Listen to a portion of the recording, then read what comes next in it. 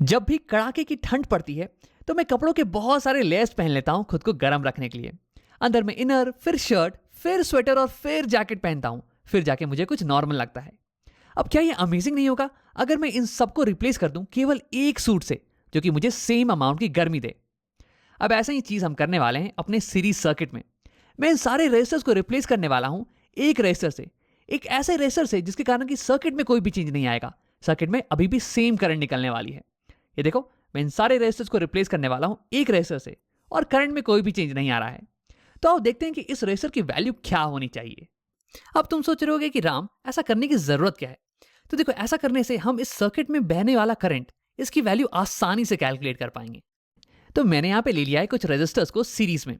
अब पिछले एक वीडियो में हमने ये देख लिया था कि रेजिस्टर्स सीरीज में कब कहलाते हैं, जब एक का हेड दूसरे के टू से कनेक्टेड हो और इन सारे रेजिस्टर्स में जब सेम करंट फ्लो करे तब ये सीरीज में कहलाते हैं। तो यहाँ पे सेम करंट निकल रही है और ये फ्लो कर रही है इन सारे रेजिस्टर्स में। अब देखो, यहाँ पे इस रेजिस्टर की रेजिस्टेंस दी हुई है R1 और उस पर करंट फ्लो कर रही है I। तो यानी कि मैं ओम्स लॉ का इस्तेमाल करके ये बता सकता हूँ कि इसके अक्रॉस का पोटेंशियल डिफरेंस ये कितना होने वाला है। ओम्स लॉ हो गया V इक्वल टू IR। तो यहाँ पे इसमें करंट जाएगी I और इसकी रेजिस्टेंस है R1।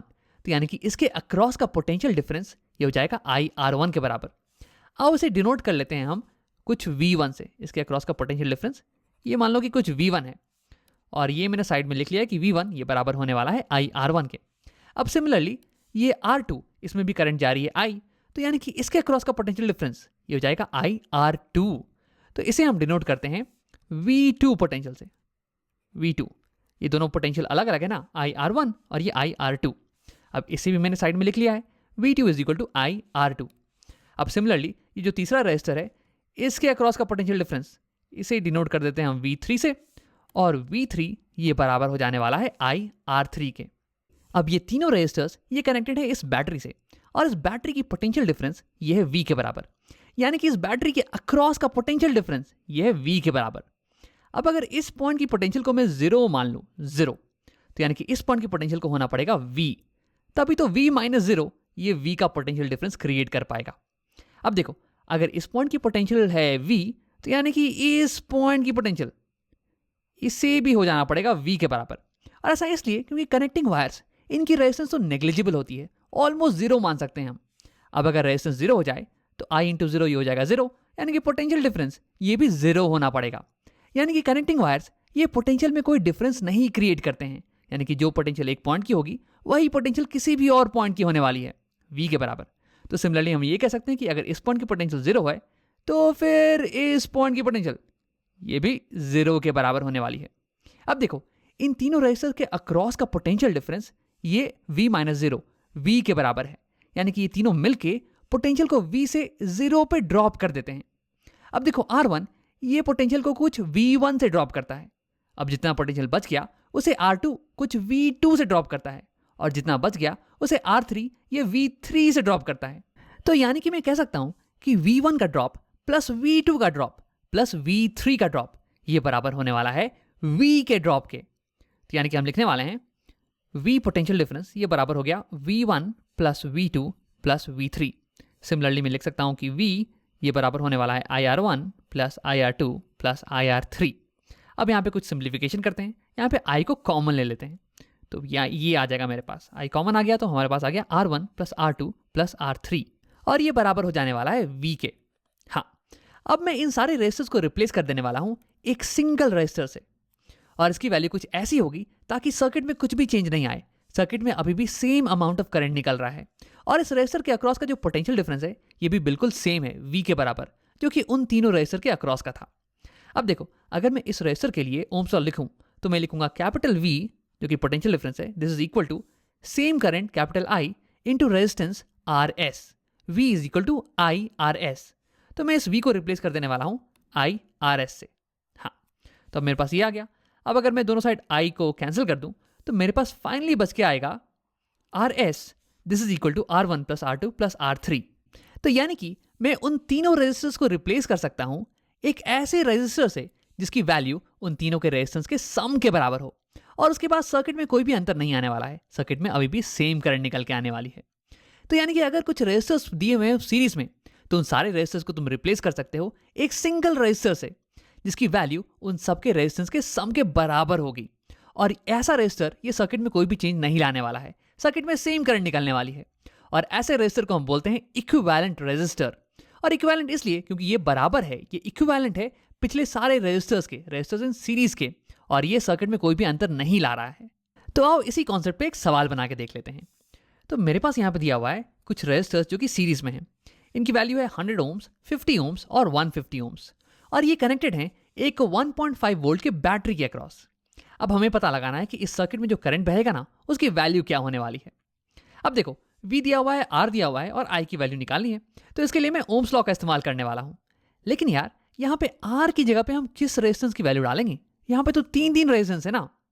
तो देखो, इसी के लिए हमने इक्विवेलेंट रेजिस्टेंस का कॉन्सेप्ट पढ़ा था, ताकि हम इन तीनों रेजिस्टेंस को रिप्लेस कर सकें एक इक्विवेलेंट रेजिस्टर से, जो कि करंट में, जो कि सर्किट में कोई भी चेंज नहीं लाने वाला है।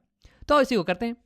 तो देखो, मुझे पता है कि इक्विवेलेंट रेजिस्टेंस, इसकी वैल्यू हो जाएगी इंडिविजुअल रेजिस्टेंस के सम के, यानी कि R ये बराबर हो जाएगा 100 प्लस 50 प्लस 150 ओम्स के। अब उसे लिख लेते हैं। RS इसकी वैल्यू हो जाएगी 100 प्लस 50 प्लस 150, 150 प्लस 50 ये हो जाएगा 200, 200 प्लस 100 ये हो जाएगा 300, यानी कि यहाँ पे इक्विवेलेंट रेजिस्टेंस इसकी वैल्यू हो जाएगी 300। तो अब इसे रिप्लेस कर देते हैं। इन सबको मैंने रिप्लेस कर दिया एक 300 ओम्स की रेजिस्टर से, और देखो सर्किट में कोई भी चेंज नहीं आया है, अभी भी सेम करंट निकल रही है। अब हम इस्तेमाल कर सकते हैं ओम्स लॉ का। इस रेजिस्टर के अक्रॉस का पोटेंशियल डिफरेंस ये होने वाला है सेम इस बैटरी के अक्रॉस के पोटेंशियल डिफरेंस के 1.5 वोल्ट्स के। अब मुझे पता है V, मुझे पता है R, और I की वैल्यू को कैलकुलेट करना है। तो देखो, I ये हो जाने वाला है V बाई R, दोनों साइड अगर मैं R से डिवाइड कर दूं तो I हो जाएगा V बाई R। V की वैल्यू है 1.5 डिवाइड बाई R, इसकी वैल्यू 300। तो अगर मैं यहाँ से डेसिमल हटाऊं तो यहाँ पे ये 0 आ जाएगा, और 3 15 को 5 टाइम्स काटता है, और 3000 ये से 1000 टाइम्स काटेगा। हाँ, तो 5/1000 इतने एम्पियर्स के करंट फ्लो करने वाले हैं। इसे मैं लिख सकता हूँ 0.005 एम्पियर्स या फिर 5 मिली एम्पियर्स। ये करंट फ्लो करने वाला है इस सर्किट के अंदर, और जितना करंट फ्लो करेगा इस सर्किट में, उतना ही करंट फ्लो करने वाला है इस सर्किट में भी, क्योंकि ये इक्विवेलेंट सर्किट्स हैं। अब वो यहाँ पे क्या करते हैं कि हर एक रेजिस्टर के अक्रॉस का पोटेंशियल डिफरेंस ये भी कैलकुलेट कर लेते हैं। तो मान लो कि इस रेजिस्टर के अक्रॉस का पोटेंशियल डिफरेंस ये हो गया कुछ V1 के बराबर। तो मुझे पता है कि V इक्वल टू IR, तो V1 और I मुझे दिया हुआ है एज 5 मिली एम्पियर या फिर 5/1000 एम्पियर्स लिख सकते हैं। तो अब इसे कैलकुलेट करते हैं। तो V1 की वैल्यू हो जाएगी 5/1000 एम्पियर्स I इंटू R, ये 100 ओम्स, 100 ओम्स, तो ये ऐसे कैंसिल, और मेरे पास बच गया 5/10 इज इक्वल टू 0.5 वोल्ट्स। अब आओ सिमिलरली इस रेजिस्टर के अक्रॉस का पोटेंशियल कैलकुलेट कर लेते हैं। तो ये हो गया कुछ V2 वोल्ट्स के बराबर मान लो। तो V2 इसकी वैल्यू बराबर हो जाएगी 5/1000 इंटू R, और R की वैल्यू 50 ओम्स, 50 ओम्स, तो यहाँ 0 से 0 कैंसिल, 5 इंटू 5 हो गया 25, 25/100 यानी कि 0.25 वोल्ट्स।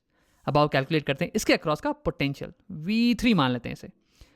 सो V3 ये बराबर हो जाएगा I, जो कि है 5/1000 इंटू रेजिस्टेंस 150, ये 0 से 0 कैंसिल, और 15 5 जा 75, 75/100 ये हो गया 0.75 वोल्ट्स। तो यहाँ पे हमने ये कैलकुलेट कर लिया है कि हर एक रेजिस्टर में कितना करंट फ्लो कर रहा है, और हर एक रेजिस्टर के अक्रॉस कितनी पोटेंशियल डिफरेंस है। ये दोनों चीज़ें हमने निकाल ली है। आओ एक बार आंसर को वेरीफाई कर लेते हैं। देखो, हमें पता है कि इन तीनों रेजिस्टर के अक्रॉस का potential difference, total potential difference, ये होने वाला है बराबर बैटरी के अक्रॉस का पोटेंशियल डिफरेंस 1.5 वोल्ट्स, और ये ऑल्सो बराबर होगा V1 plus V2 plus V3 के। ऐसे ही तो हमने डेरिवेशन को चालू किया था। तो अब V1 plus V2 plus V3 करते हैं। तो ये 0.75 प्लस 0.25 ये हो जाएगा 1 के बराबर, और 1 प्लस 0.5 ये हो जाएगा 1.5 वोल्ट्स, और ये बराबर आ रहा है बैटरी के पोटेंशियल डिफरेंस के। तो यहाँ पे हमने अपना सवाल को सॉल्व भी कर लिया है और इसे वेरीफाई भी कर लिया है। अब आओ इस वीडियो को यहीं पे खत्म करते हैं। इस वीडियो का मेन फंडा ये था कि जब भी रेजिस्टर्स सीरीज में हो तो तुम उन सारे रेजिस्टर्स को रिप्लेस कर सकते हो एक सिंगल रेजिस्टर से, जिसकी वैल्यू बराबर होने वाली है इंडिविजुअल रेजिस्टर्स के सम के। अब ऐसा करने से सर्किट में कोई भी चेंज नहीं आने वाला है, सेम करंट फ्लो करेगी, और इसकी मदद से तुम करंट की वैल्यू और इंडिविजुअल पोटेंशियल डिफरेंस की वैल्यू ये आसानी से कैलकुलेट कर पाओगे।